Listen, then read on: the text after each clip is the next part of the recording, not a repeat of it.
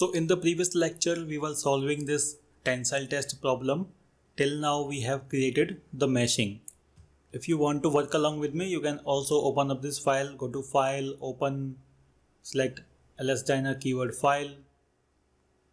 In your tensile folder, you will see tensile 1. You can also directly open this file.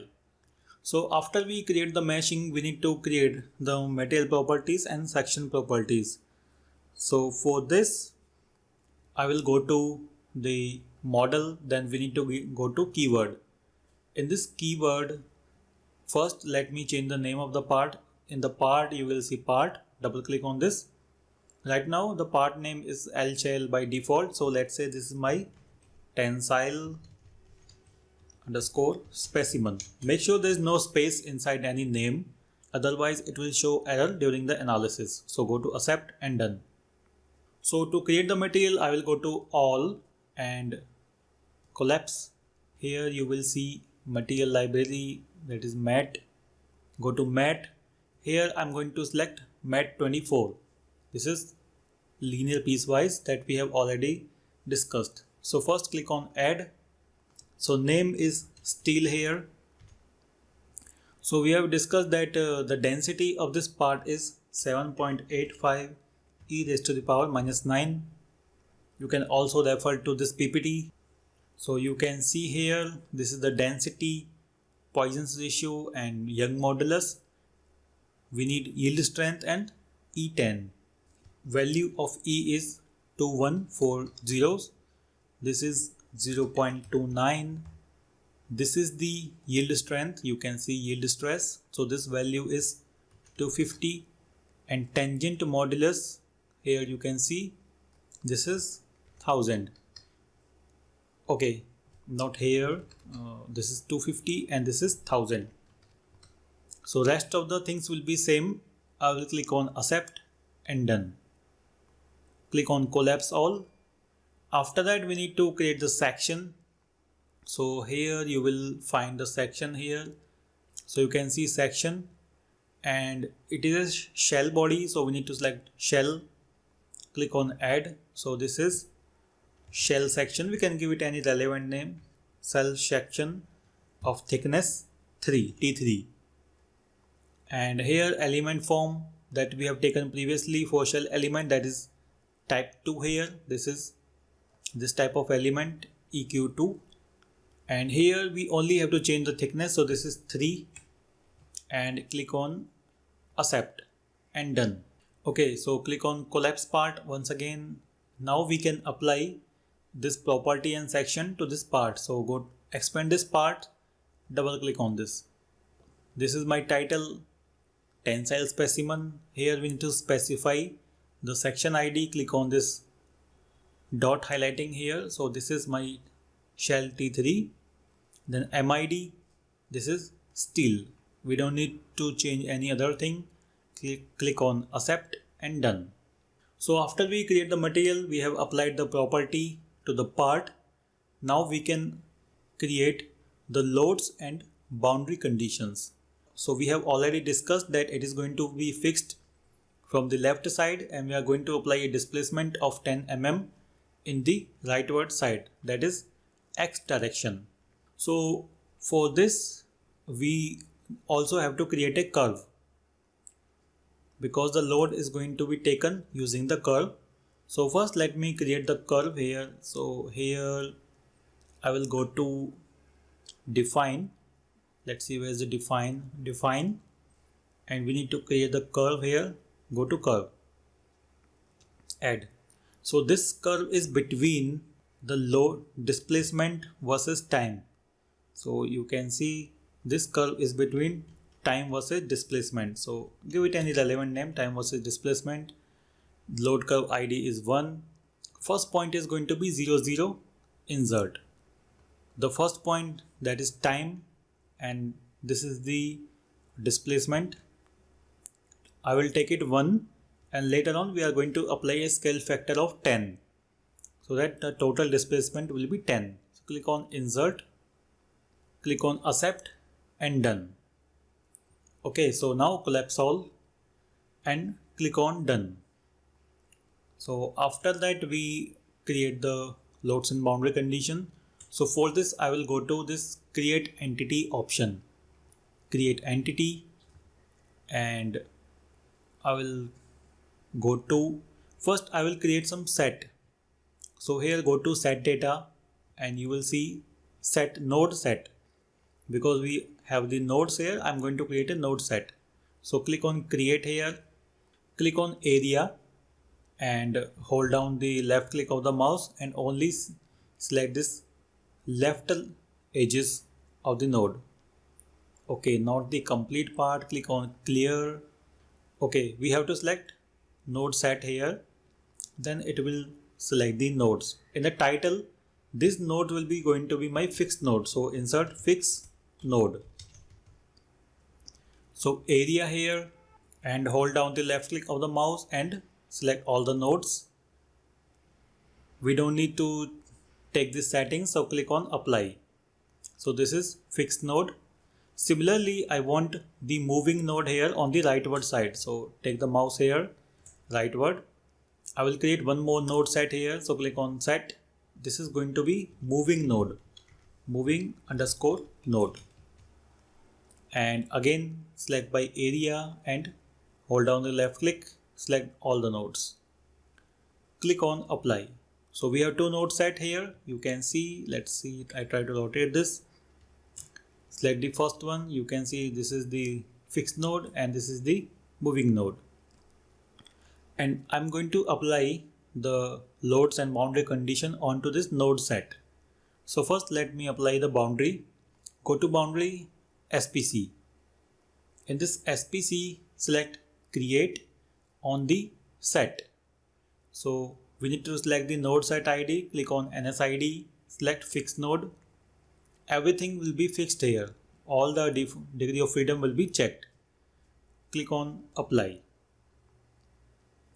Also, one more constraint I want to apply on the moving node. We know in our case the only moving direction is X direction. So I will fix all other direction so that our analysis is proper and the part does not bend or move in any other direction other than X. So I will change the node set here. This is moving node. I will make a uncheck on this X direction, apply. So with this part is only going to move in the X direction. Okay, so after that I will go to, so after that we need to apply the displacement to this part. To apply the displacement, you can see we apply the velocity in the initial, but displacement we need to apply in the prescribed motion. Select create from here, type we already have created a node set. So in the type I will select set, select NSID, select moving node. Here it is going to show LCID load curve. So click on this, select time versus displacement. Now in the scale factor, earlier we have inserted the displacement value 1, but we want displacement 10. So here scale factor is going to be 10. 1 multiplied by 10. Okay. But here you will see some more option like degree of freedom and VAD. So we also have to understand the meaning of this option. So to understand the meaning, we need to go to LS Dyna manual. So in the LS Dyna manuals, we are going to open the LS Dyna manual 1. In the manual 1, you will see here we have boundary. In this boundary, you will have prescribed motion. And in this prescribed motion, you can see it is going to show node, set, etc. We need to check VAD. So here you can see first we need to select the degree of freedom. So we want translation in X. You can see X translation. So EQ value should be 1 in DOF. Similarly, in case of VAD, let's see where is the VAD. You can see this is VAD, velocity, acceleration, displacement. In this case, we are applying the displacement. It means we need to select this EQ to here. And the rest of the things we can leave it as default. So go back to the software. Here in the degree of freedom, direction is x, so this is 1. VAD is going to be 2 for the displacement. We don't need to define this VID etc. Click on. So this node curve, okay, this is moving node. Okay, everything is defined. Click on apply and done. So now we have defined the loads and boundary conditions. Now we just need to define the output data and we need to run this analysis. One more thing we want to find out in this analysis also, we want to also plot the curve between stress and strain. So for this we need one element reference onto which we will find the stress value and we are going to plot the curve. So we know from our past experience is that maximum stress is somewhere going to be inside this middle portion or the smaller cross section portion. So I will pick up one element and I will plot the result onto that element. First I will need to find out the element ID for this. So I will go to mesh and okay, not here, let's say I will go to element tool identity. Okay, let's say I will pick up any element from this cross section. Click on element, click on this. So you can see S95, it means identity of this element, or you can see ID of this element is 95. S is for shell. So I will click on clear all, done.